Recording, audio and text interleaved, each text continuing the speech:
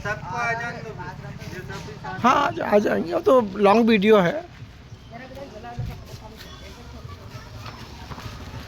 मध्य प्रदेश की राजधानी भोपाल, भोपाल से बीके हिंदुस्तानी यूट्यूबर, नेशनल मीडिया फाउंडेशन नई दिल्ली, समूह पत्रकारिता परिषद नई दिल्ली, भारतीय पत्रकार संघ नई दिल्ली आज मां नर्मदा के परिक्रमा क्षेत्र में मां नर्मदा के दक्षिण तट से आज बहुत सी बहनों ने परिक्रमा की प्रतिज्ञा की है और प्रतिज्ञा करने के बाद में आज दीदी के साथ में और पूनम बेटे के साथ में इस परिक्रमा पथ पे रवाना होने वाले हैं। मैं वरिष्ठ पत्रकार बीके हिंदुस्तानी आप सभी का हृदय से आभार करता हूं, क्योंकि मैंने भी मां नर्मदा की परिक्रमा 3 बार की है। मुझे मालूम है कि मां नर्मदा की परिक्रमा करने के बाद में सभी दुख और परेशानियां अपने आप ओझल हो जाती है और उम्मीद है कि दीदी के इस परिक्रमा में दीदी के इस परिक्रमा में लोगों को आशीर्वाद मिलेगा और दीदी की परिक्रमा पूर्ण होने के बाद में इस गांव का उद्धार भी होगा। दीदी जैसे लोगों के कारण आज हमारे गांव में 8 करोड़ रुपए का घाट सेंक्शन हुआ। दीदी मालूम है ना, 8 करोड़ रुपए आ गए हैं घाट बनने के लिए। हो सकता है आप जब परिक्रमा से लौटे ना तो काम का गति में आ जाएगा। ठीक। और आज दीदी के इस काफिले में बहुत से लोग शामिल हुए हैं। पूनम भाई भी शामिल हुआ है और भी कई बहनें इस परिक्रमा में जी जाओ जी 2 मिनट रुक जाओ। राजू भाई कुछ देना चाह रहे हैं आपको। राजू राय जी धर्म प्रेमी हैं और मां नर्मदा के मंदिर के एकदम सामने में रहते हैं और उनकी भावनाएं हर समय परिक्रमा वासियों के लिए पवित्र रहती है। उनका बेटा योगेश भी दीदी के चरण स्पर्श कर रहा है और उम्मीद है कि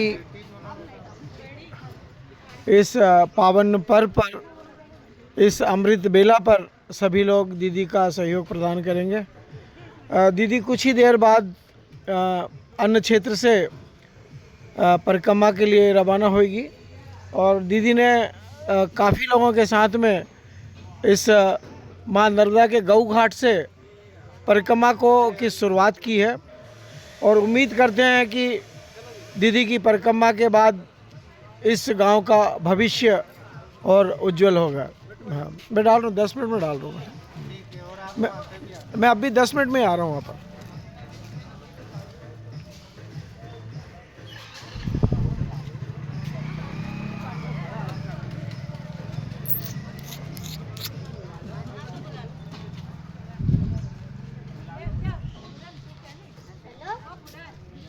नहीं बोलना क्या, मैं उनको वहाँ जाने दो ना, अन्य क्षेत्र से जाएंगी ना वो तो। नहीं आप लोग आगे बढ़िए ना, तब तक वो आ जाएंगी। नहीं आप लोग आगे बढ़िए भैया, क्यों आप लोग आगे बढ़िए, तब तक वो जी आ जाएगी। और क्या भाई, आप क्यों उल्टा परिक्रमा करें, है ना भाई। उनका आश्रम वहाँ सामान रखा हुआ है तो वो सामान लेके पहुँचेंगी वो।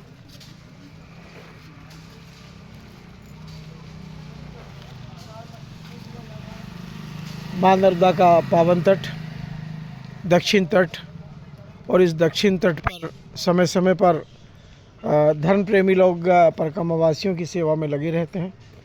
राजू राय जी भी अपनी हैसियत के अनुसार समय समय पर बड़े बड़े धार्मिक आयोजन भी करते हैं और मन में भावनाएं बना के रखते हैं कि हर वर्ष कोई ना कोई ऐसा धार्मिक कार्यक्रम हम करें जिससे कि धर्म के प्रति लोगों की श्रद्धा बने और लोग जुड़े।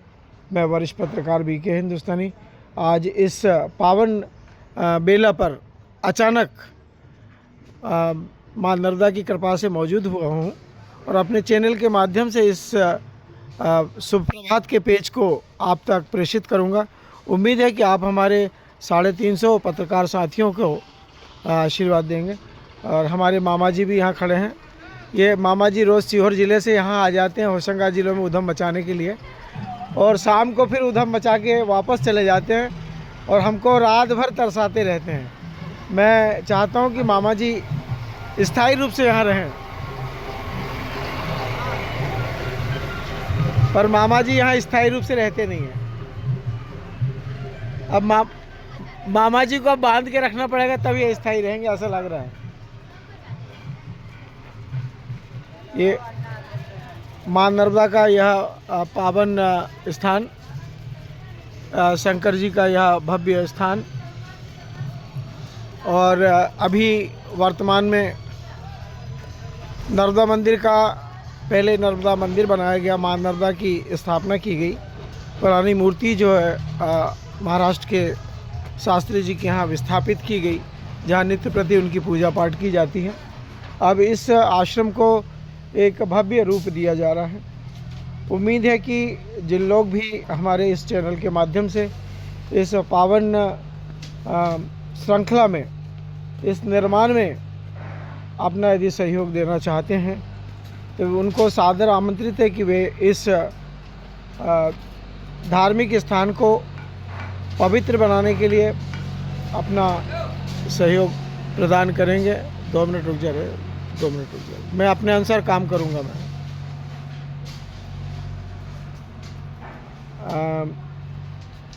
यह माँ नर्मदा का पावन स्थान, कई वर्षों से इसके लिए विचार किया जा रहा था कि यह 5 पीढ़ियों का यह स्थान कुछ नया रूप ले, और उस नए रूप के लिए 5 साल से प्रक्रिया चल रही थी, और आज वह प्रक्रिया जो विशेष स्थिति है आई है कि अब इसका निर्माण कार्य चालू किया गया है।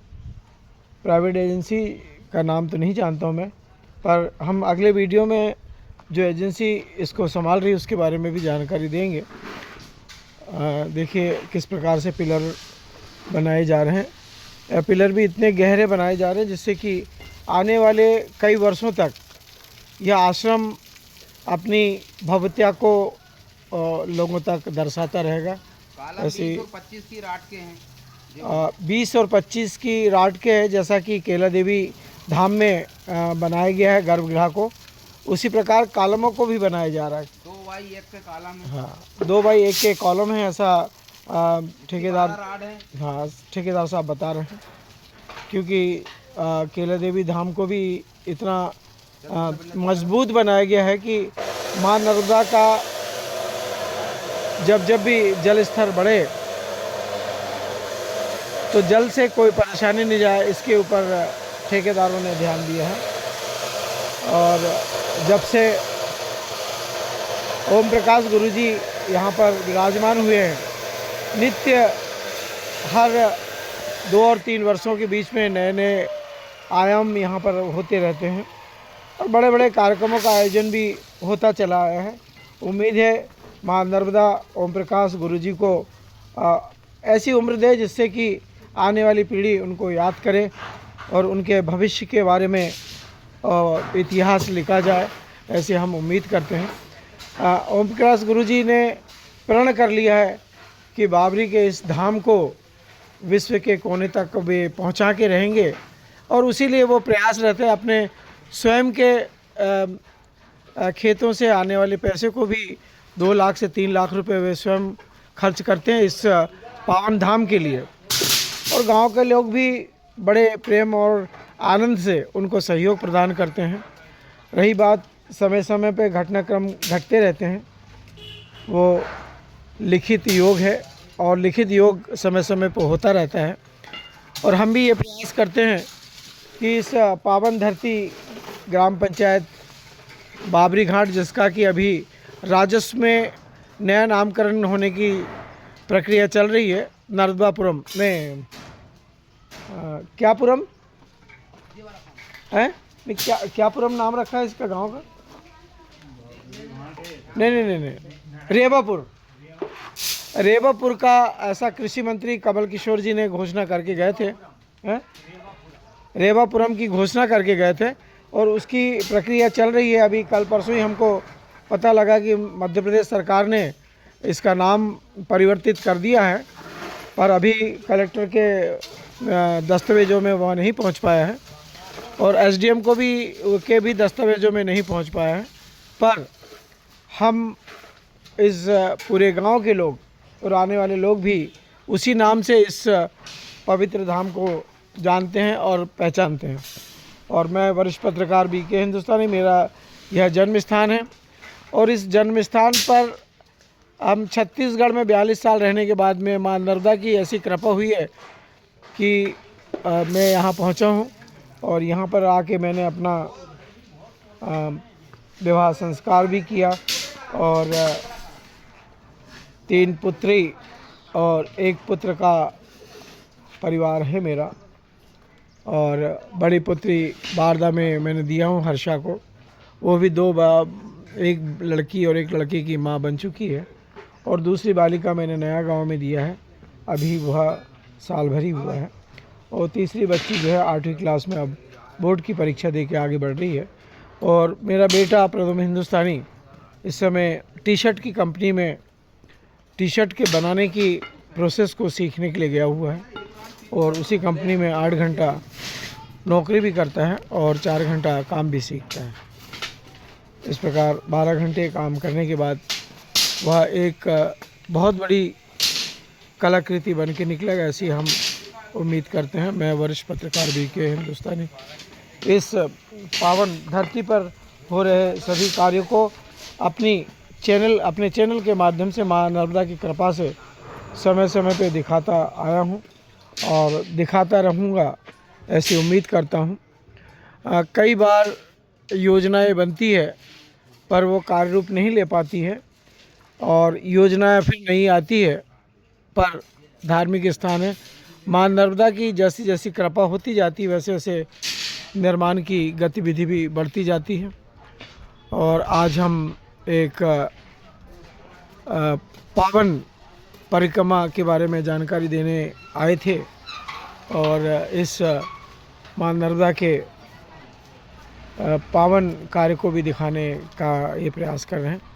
और ऐसा अभी हमको डैम प्रबंधन से सूचना मिली है कि जब डैम कंप्लीट हो जाएगा तो पानी, मैं जहाँ खड़ा हूँ वहाँ तक पानी का बहाव 9 महीने तक रहेगा, ऐसा डैम प्रबंधन ने जानकारी दी है। और पानी जैसे जैसे नहरों के माध्यम से भेजते जाएंगे वैसे वैसे माँ नर्मदा का जल स्तर नीचे गिरता जाएगा। जो गाइडलाइन दी गई है वो गाइडलाइन यहीं से बनती है कि जब डैम के गेट को क्लोज़ किया जाएगा और सभी नदियों के बहावों को रोका जाएगा तो माँ नर्मदा का जल स्तर यहाँ तक पहुँचेगा, ऐसा डैम प्रबंधन ने मौखिक जानकारी दी है।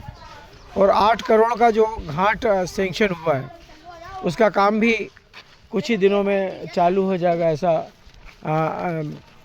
मध्य प्रदेश सरकार के अधिकारियों ने बताया है। और दैनिक भास्कर पत्रिका और अन्य अखबार और चैनलों के माध्यम से भी इसकी जानकारी हमें प्राप्त हुई है कि 2 घाटों का सेंक्शन हुआ है जिसमें 8 करोड़ रुपए का सेंक्शन इसी घाट के लिए हुआ है। उम्मीद है कि बहुत ही कम समय में घाट का काम चालू हो जाएगा, ऐसी उम्मीद की जा रही है। मैं वरिष्ठ पत्रकार बीके हिंदुस्तानी, माँ नर्मदा के इस पावन तट दक्षिण से आपको यह विशेष जानकारी देने का प्रयास करो। जय हिंद, जय भारत।